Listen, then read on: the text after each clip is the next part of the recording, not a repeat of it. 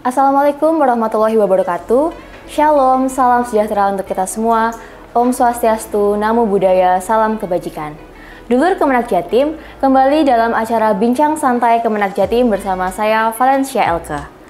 Tema Bincang Santai episode kali ini adalah Kenali Hukum, Jauhi Hukum. Dan kita akan membahas tema ini bersama tamu yang sangat istimewa. Beliau adalah Sekretaris Inspektorat Jenderal Kementerian Agama Republik Indonesia, Bapak Kastolan SPD MSI. Selamat siang Bapak. Siang, Mbak. Selamat datang di Kemenak Jawa Timur. Terima kasih. Terima kasih sudah menyempatkan datang ke sini. Oke, baik Bapak, kita akan membahas lebih lanjut mengenai kenali hukum, jauhi hukum. Ada harapan dari masyarakat tentang Kementerian Agama, yaitu menjadi kementerian yang bersih, objektif dalam pengelolaan SBM, kemudahan akses dalam memberikan pelayanan dan transparansi pelayanan publik. Kita berharap ada langkah perubahan terhadap harapan masyarakat ini. Kira-kira apa langkah strategis yang diambil oleh Inspektorat Jenderal terkait hal ini, Pak? Baik, terima kasih. Memang tidak bisa dipungkiri ya, masyarakat banyak berharap kepada Kementerian Agama karena kita ini kementerian yang menyandang nama agama, sehingga integritas, kejujuran dalam pelayanan publik ini selalu dinanti oleh masyarakat.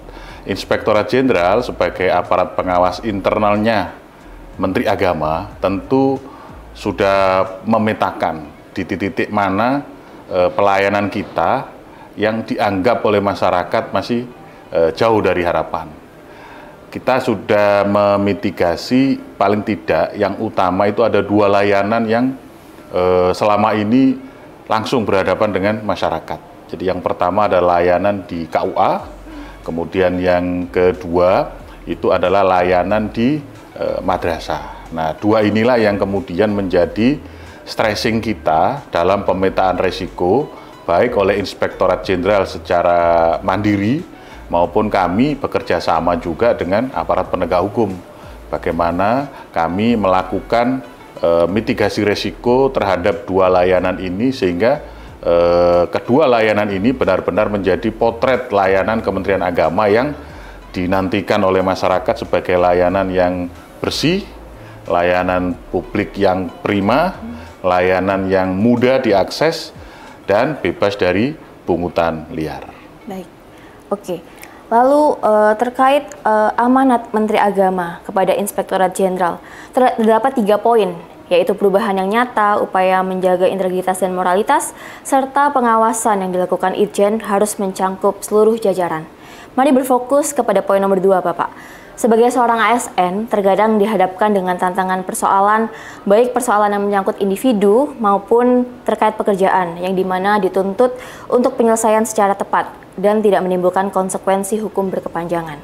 Bagaimana tindakan atau langkah preventif yang harus diambil seorang ASN agar bisa terhindar dari permasalahan hukum? Ya, yang pertama kita diingatkan, disadarkan betul oleh Pak Presiden Prabowo Subianto ya, bahwa ikan busuk itu dari kepalanya. Jadi korupsi, penyelewengan, kewenangan, dan lain-lain itu ya harus kita mulai dari kepala dulu yang harus kita ingatkan, ya, terus kita ingatkan dan kita berikan tindakan yang tegas jika ada pelanggaran, kecurangan misalnya. Karena dari kepala ini kemudian dia akan bisa memberikan relasi kuasa kepada anak buah, khususnya ASN, untuk melakukan tindakan-tindakan yang tidak berintegritas. Nah, satu hal yang kita coba ya, Inspektorat Jenderal itu kan punya tugas fungsi sebagai early warning system. Ini tentu kita tidak akan surut untuk terus mensosialisasikan, mengingatkan ya dalam berbagai bentuk kegiatan kepada seluruh ASN. Nah, kalau sudah early warning system kita sudah berikan, tentu ketika ada pelanggaran terhadap kepatuhan, perundang-undangan, etika dan sebagainya, ya akhirnya ada kewenangan di Inspektorat Jenderal, yaitu investigasi, kemudian kita rekomendasikan hukuman disiplin. Nah, ini cara yang sebetulnya dalam 2 tahun ini kita lakukan di ujung gitu. Ibaratnya kita kedepankan preventif, preemptif, baru kemudian tindakan atau represif. Jadi ini pilihan terakhir, karena bagaimanapun kalau sudah melakukan tindakan yang salah, ya kita harus lakukan penegakan aturan disiplin PNS. Nah, untuk ke sana tentu inspektorat selalu berupaya, ya selama ini kita berupaya betul untuk mengingatkan, ya menjaga ASN kita dari tindakan-tindakan yang bisa mencederai integritas, gitu, supaya jangan sampai kena yang terpresep tadi. Jadi fungsi kita tidak bangga dengan pemberhentian PNS dan seterusnya, ya. Karena kalau itu kita jadikan sasaran utama, nanti lama-lama habis nih pegawai kita. Nah, tentu ada mekanisme preemptif dan preventif yang harus kita galakkan. Saya rasa dari audit investigasi terkait dengan satu masalah bantuan saja, itu kan kita bisa tarik modusnya seperti apa, lokusnya seperti apa, polanya seperti apa. Dari sekian modus, pola, lokus, tentu inspektorat harus sudah bisa mengambil kesimpulan mitigasi resiko yang harus kita lakukan seperti apa supaya ini tidak terjadi. Nah, itu sebetulnya yang lebih penting yang harus kita lakukan. Jadi kita tidak menunggu di tikungan ketika terjadi terus kita hukum, tapi kita analisis semua itu. Ketika kita sudah temukan, maka kita harus melakukan tindakan pendampingan kepada unit-unit yang menyelenggarakan bantuan, memitigasi perbaikan tata kelola, proses bisnis, regulasi, sehingga tidak ada celah bagi oknum yang bisa menyalahgunakan bantuan tersebut. Jadi dua arah yang kita lakukan, investigasi, penindakan iya, tapi kita cari benang merahnya untuk memperbaiki di hulunya, supaya tidak sampai terjadi hal-hal seperti ini berulang kali. Biasanya apa kejadian atau peristiwa yang menyebabkan masalah itu rata-rata tentang apa, Pak? Pertama, ada relasi kuasa, ya, kuasa atasan dengan bawahan, ya, karena ada kebutuhan mungkin operasional, kebutuhan pribadi, sehingga ya meminta anak buahnya melakukan tindakan fraud atau kecurangan. Yang kedua, ada yang namanya keinginan, ya, keinginan dari ASN itu sendiri, mungkin terkait dengan pola hidup, ya, gaya hidup, ya mungkin dia terlilit dengan pinjaman, atau mungkin dia sedang terjerat dengan judi dan seterusnya. Dan yang ketiga, tentu tadi ada yang namanya rasionalisasi, ya. Jadi ya ini jamak lumrah kita lakukan rasionalisasi bahwa ini ya biasa saja. Kalau kita ada layanan, ya diberi amplop, itu rasionalisasi. Tapi ketika rasionalisasi terus-menerus kan menjadi sebuah habit, akhirnya dia terjerat pada kejadian dia melanggar hukum atau melanggar aturan. Kalau misalkan mungkin kalau bawahan kan tergantung atasannya gitu. Betul. Nah, kalau misalkan sebenarnya tidak sesuai kehendaknya untuk melakukan, tapi karena arahan atau perintah, nah itu termasuk dapat dilindungi atau bagaimana? Prinsipnya kita kan ada namanya dilema integritas. Kasus seperti ini kan dilema integritas. Satu, integritas, yang kedua taat pimpinan, ya kan? Nah, ketika kita dihadapkan pada situasi seperti ini, ya atasan harus bisa menyampaikan kepada pimpinan bahwa ini tidak benar, gitu. Kalau seandainya ini kita lakukan, efeknya seperti ini. Nah, untuk memitigasi ini, kita sarankan ke pimpinan melakukan ini supaya apa yang kita kerjakan ini sesuai aturan. Jadi sekali lagi, ya penegakan integritas itu menjadi penting bagi setiap ASN. ASN itu kan punya kompetensi manajerial, ada 8. Dan yang nomor 1 adalah integritas. Itulah yang menjadi ukuran kita sebagai ASN. Dilema integritas itu banyak terjadi, ya, di level apapun jenjangnya. Tapi yang terbaik bagi kita adalah kita bisa memberikan advice kepada pimpinan bahwa ini tidak benar. Kalau kita lakukan efeknya begini, ke saya akan kena, ke Bapak juga akan kena. Jadi makanya tadi kita tidak boleh hanya ASN pegawai yang kita kejar, tapi pimpinan. Ya. Pimpinan ini sebetulnya, karena suri teladan pimpinan itu.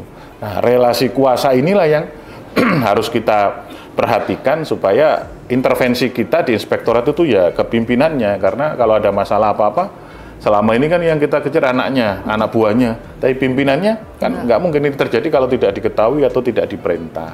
Saya rasa seperti itu posisinya, ya. Bagaimana seorang ASN ketika berada pada dilema integritas, dia bisa memberikan satu ketaatan pada pimpinan, tapi juga mengamankan pimpinan. Gitu.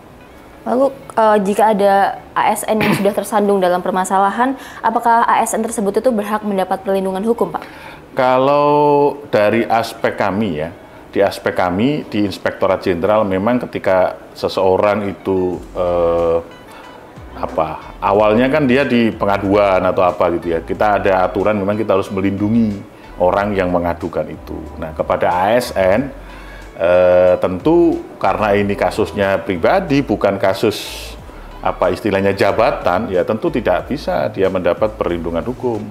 Kalau jabatannya yang melakukan kesalahan, misalnya ada keputusan Pak Kanwil yang salah, kemudian dimasukkan atau diuji lewat PT UN, maka Pak Kanwil sebagai Kakanwil itu berhak mendapat perlindungan hukum, misalnya ada advokat dan seterusnya. Tapi ketika tindak pidana, ya ketika kita menyalahgunakan uang negara kok kita mendapat perlindungan hukum dari negara, ini kan sesuatu yang kontradiktif, jadi tidak boleh itu diberikan perlindungan bantuan hukum misalnya gitu. Apa ada klasifikasi kesalahan yang mungkin bisa dilindungi atau tidak? Yang tadi saya sebutkan, ketika itu terkena terkait dengan jabatannya, kayak tadi kasus itu bisa dari anggaran negara bisa, tapi ketika seseorang melakukan pungli dan seterusnya, kemudian masuk ke APH pidana, ya kita nggak bisa melakukan. Dia sudah mempungli uang negara, kemudian kasus hukum di APH, kita mengeluarkan APBN untuk pendampingan hukum, nggak bisa. Tapi kita kalau menasihati, ada dari kampus menasihati tanpa biaya dari negara, ya silakan saja, nggak apa-apa itu. Baik Bapak, lalu untuk terakhir, mohon arahan dari Bapak terkait agar ASN di wilayah Jawa Timur bisa lebih baik dalam melayani masyarakat dan dapat menjaga marwah Kementerian Agama dalam melakukan tindakan preventif. Oke, Jawa Timur ini kan provinsi yang besar, kabupaten yang banyak. Prestasi luar biasa, baik di tingkat madrasah, ASN juga luar biasa. Gerak langkah ASN di Jawa Timur ini juga luar biasa. Mudah sekali digerakkan, diarahkan. Saya lihat seperti itu. Prestasi-prestasi madrasah yang luar biasa dari Jawa Timur itu kan juga tidak serta-merta tanpa dukungan dari masyarakat, dukungan dari seluruh ASN. Pasti cukup besar yang mereka lakukan. Nah, tinggal sekarang adalah bagaimana hal-hal yang sudah bagus ini, tata kelolanya diatur. Ya, diatur supaya tidak nyerempet pungli gitu kan ya. Jadi ya suka ada acara-acara, ya sederhana aja lah dalam peringatan Hari Besar HAB Kementerian Agama, gimana kita bisa menghindarkan pungli gitu ya. Ini kan tantangan ini buat Kanwil, kan sini meriah itu kan luar biasa kalau di Jawa Timur ini ya. Nggak ada di APBN aja bisa jalan itu. Di Jawa Timur itu kelebihannya seperti itu. Nah ini kita tata, kita beri masukan supaya tidak pungli, tidak ada yang namanya penyeragaman infak untuk HAB, kesederhanaan dan esensinya. Saya rasa Inspektorat terbuka dengan masukan dari masyarakat ya. Ketika ada masukan-masukan yang kami lihat kadarnya, ini bisa kita langsung intervensi ke Kanwil, Pak Kanwil ini diselesaikan karena ini kadarnya masih belum terjadi masif gitu ya. Jadi kita lakukan hal seperti itu. Tapi ketika kadarnya sudah meresahkan, merugikan ASN, ya mau nggak mau kita akan turunkan tim investigasi. Tapi saya rasa prinsipnya kan semua orang itu baik sampai terbukti dia tidak baik gitu kan ya. Jadi masih bisa kita beri masukan, perbaikan tata kelola sehingga menjadi lebih baik.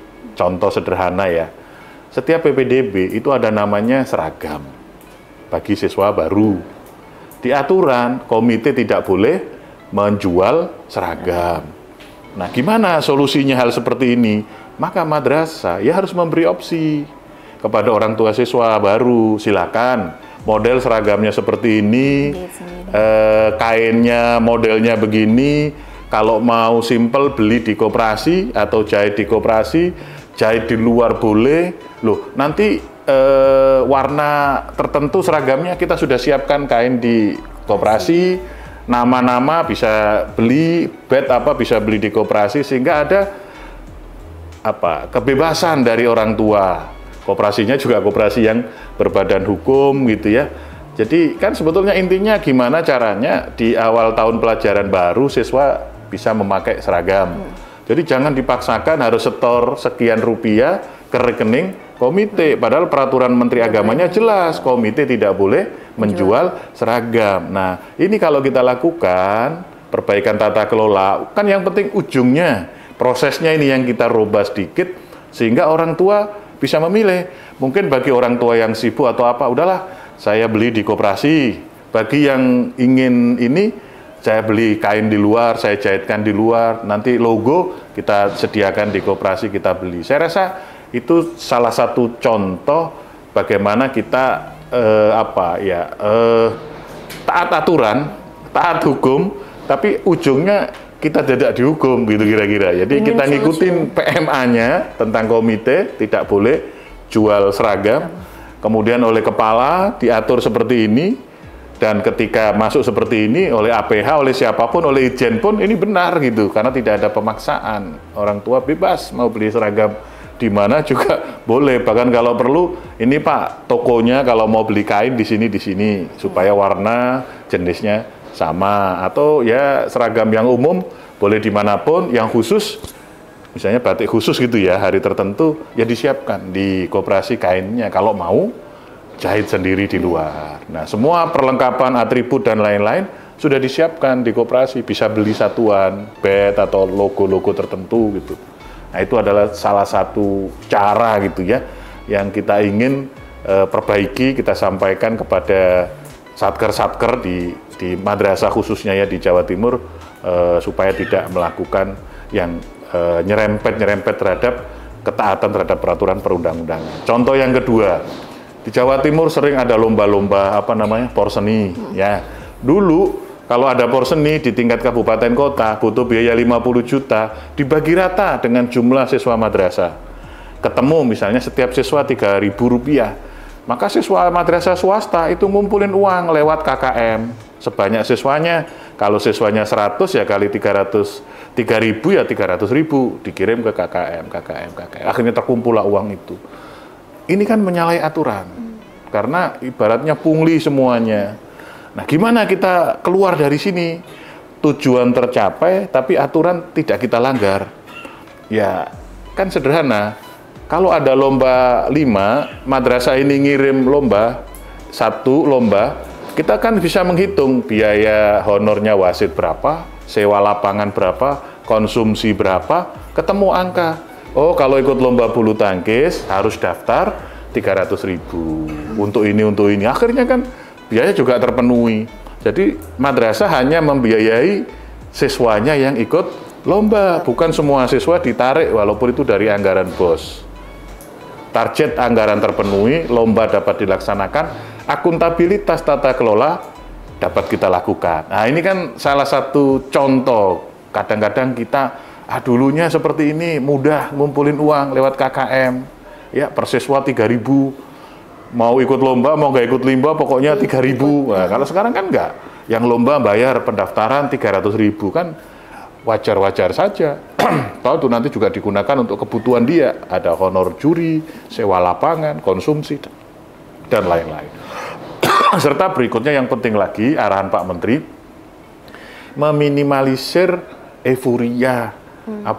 Kayak kalau ada acara itu biaya pembukaannya itu jauh lebih mahal daripada acara lombanya. Nah, kan ini nggak esensi sebetulnya, Pak bisa lihat itu pakai jaket semua, ya kan? Kalau acara porseni kan pakai jaket semua, seragam semuanya. Kalau ditanya uangnya dari mana ini, itu kan nggak mungkin kan, masing-masing beli sendiri kan, saya nggak percaya itu.